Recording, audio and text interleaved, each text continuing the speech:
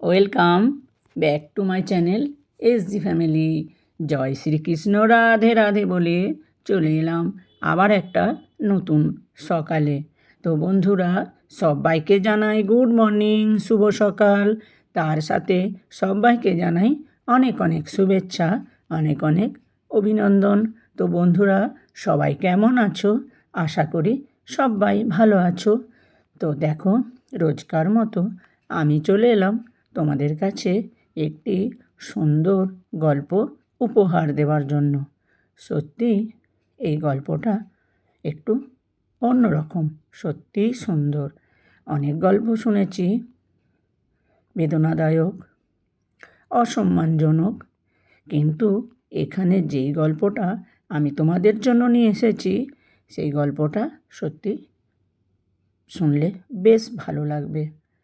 তো একজন স্ত্রী বলছে স্বামীকে, আজকে একজন অন্য মহিলার সাথে তুমি কিছুটা সময় কাটিয়ে এসো।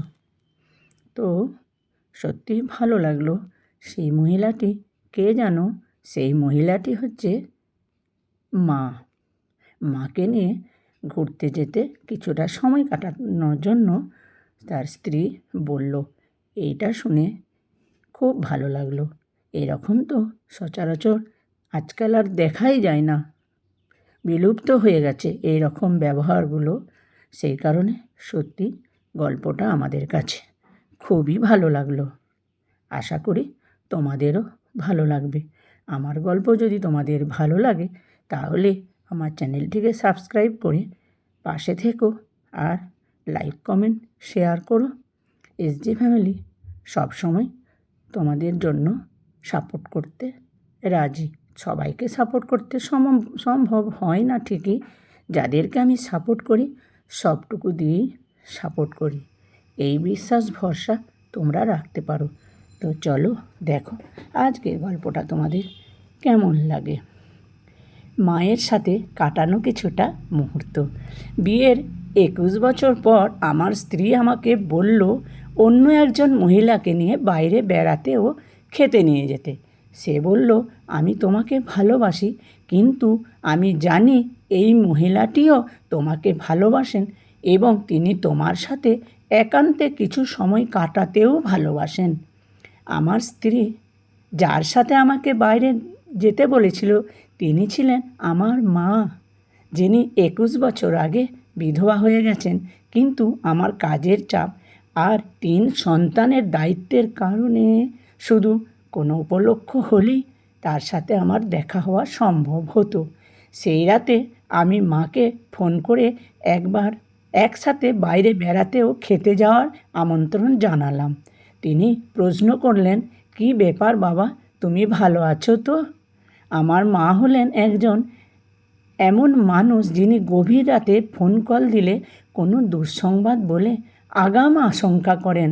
মায়ের প্রশ্নে আমি বললাম, ভাবছি তোমার সাথে কিছু ভালো সময় কাটাবো মা, শুধু তুমি আর আমি। তিনি এক মুহূর্ত ভাবলেন, তারপর বললেন, এমন হলে আমার খুবই ভালো লাগবে বাবা। কাজ শেষে সেদিন যখন ড্রাইভ করে মাকে তুলে নিতে গেলাম, কিছুটা নার্ভাস বোধ করছিলাম। যখন সেখানে পৌঁছালাম খেয়াল করলাম তিনিও যেন এভাবে দেখা করার জন্য কিছুটা নার্ভাস। তিনি রেডি হয়ে দরজার কাছেই অপেক্ষা করছিলেন। তার চেহারায় ছিল দ্যুতিময় হাসি। গাড়িতে উঠতে উঠতে তিনি বললেন, আমি আমার বন্ধুদেরকে বলেছি যে আমি আমার ছেলের সাথে বেড়াতে যাচ্ছি। তারা শুনে খুবই খুশি হয়েছে। আমাদের সাক্ষাতের বর্ণনা শোনার জন্য তারা অধীর আগ্রহে অপেক্ষা করছে। আমরা যে রেস্তোরাঁয় গেলাম সেটা খুব দামি না হলেও বেশ ভালো আর আরামদায়ক ছিল। আমার মা আমার বাহু ধরেছিলেন যেন তিনি একজন ফার্স্ট লেডি। বসার পরে আমাকেই মেনু পড়ে শোনাতে হলো। তিনি শুধু বড় লেখা পড়তে পারতেন। অর্ধেক পড়ে শোনানোর পর মুখ তুলে তাকিয়ে দেখলাম তিনি তাকিয়ে শুধু আমাকে দেখছেন। তার ঠোঁটে এক নস্টালজিক হাসি। তিনি বললেন, তুমি যখন ছোট ছিলে বাবা, আমাকে মেনু পড়ে শোনাতে হতো। আমি বললাম, এখন তাহলে সময় এসেছে, তুমি আরাম করো আর আমি সুযোগ দাও আমাকে তোমার সেটা কষ্টের প্রতিদান কিছুটা হলেও দেয়ার। খেতে খেতে আমরা সাধারণ নিত্য নৈমিত্তিক কথাবার্তা বললাম। বিশেষ কিছু না, জীবনের নতুন নতুন ঘটে যাওয়া ঘটনাবলী একজন আর একজনকে জানালাম। আমরা অনেকক্ষণ গল্প করলাম। পরে যখন মাকে তার বাসায় নামিয়ে দিচ্ছিলাম, তিনি বললেন, আমি তোমার সাথে আবার বেড়াতে যাব বাবা, কিন্তু এর পরের খরচটা আমি দেব। আমি রাজি হলাম।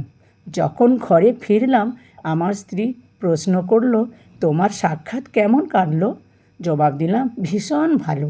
আমি যেমন ভেবেছিলাম তার চেয়েও অনেক ভালো। কিছুদিন পর আমার মা হঠাৎ হার্ট অ্যাটাকে মারা গেলেন। এটা আমার আকস্মিকভাবে ঘটল যে তার জন্য আমার কোনো কিচ্ছু করার সুযোগও হলো না। কিছুদিন পর একটা খাম আসলো আমার কাছে, ভেতরে একটা সেই রেস্তোরাঁর রিসিপ্ট যেখানে মাকে নিয়ে খেতে গিয়েছিলাম, সাথে একটা ছোট্ট চিঠি। তাতে লেখা, আমি এই বিলটি অগ্রিম আদায় করে দিয়েছি। জানি না তোমার সাথে আবার সেখানে যেতে পারতাম কি না। যাই হোক, আমি দুইজনও খাবারের দাম দিয়ে দিয়েছি, একটা তোমার আর একটা তোমার স্ত্রীর জন্য। তুমি কখনো বুঝবে না সেই রাতটি আমার জন্য কত বিশেষ ছিল। তোমাকে অনেক ভালোবাসি বাবা। সেই মুহূর্তে আমি বুঝতে পারলাম সময় মতো ভালোবাসি কথাটা বলতে পারা এবং প্রিয় মানুষগুলোকে কিছুটা একান্ত সময় দেয়া কতটা জরুরি। জীবনে নিজের পরিবারের চেয়ে বেশি গুরুত্বপূর্ণ আর কিচ্ছু নেই।